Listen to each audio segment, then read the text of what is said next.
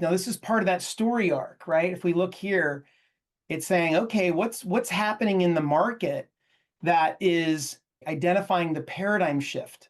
So let's go back and see. What is this? The rise of causal AI, mainstreaming of agentic AI. So these are the kinds of, again, according to the story arc, what's happening in the world that's causing you to have to change? This is outside of loops, right? A wave you have to ride or maybe get swamped or left behind. So do you have any steering in terms of these three top paradigm shifts? Like just think at the top level, not all the detail. I think there's so many data sources, there's so much data, and people come to us because they're not getting traction on being able to figure all of that out and grow their company. They're wasting too much time. They're looking for AI-driven solutions. It's traditional problems, and they're looking to AI to solve that. The first question that people ask is, well, what does it take to integrate it? It all sounds like nirvana, and then there's not a traditional sort of implementation, but they're seeing that there are solutions out there and taking action on that and maybe moving away from some of the traditional ones. That's great. And Bridget, I'm going to say something here because you're giving such rich details. I can't do it right now just because we're recording this, but I just go down here to the dictate, and instead of typing, I just do stream of conscious.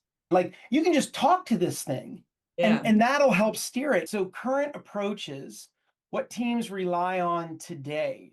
So this is about what are the alternatives or things your customers are already using. It sounds like maybe some of this is the case. Absolutely. Yeah, okay. Summary of shortcomings. Look at this. Again, anything in here that's really standing out that you're like, no, take that out, or glaring omission that we want to add back in.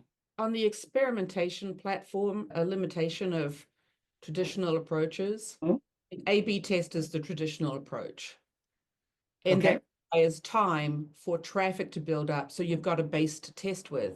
So people will not do that and they'll launch, or they will do just a simple before, after. Here it was before, here it was after. So what's missing often in these is population changes over time that can happen, that can change the mix during the experiment. And these systems don't always do those complex situations or the noisy situations. Right on. Okay. Yeah, see, look at that critical distinction, right? So now it's revising this. So that was excellent, right? That's the exact kind of thing that you want to be able to put in here. Pete, if I could just jump in for 1 second, for everyone else following along, that's exactly why this particular GPT is set up this way, because often teams struggle to create the pitch deck and get all those nuances and decide which nuances are the most important. So what ends up happening is we just put a lot of information about us in the deck.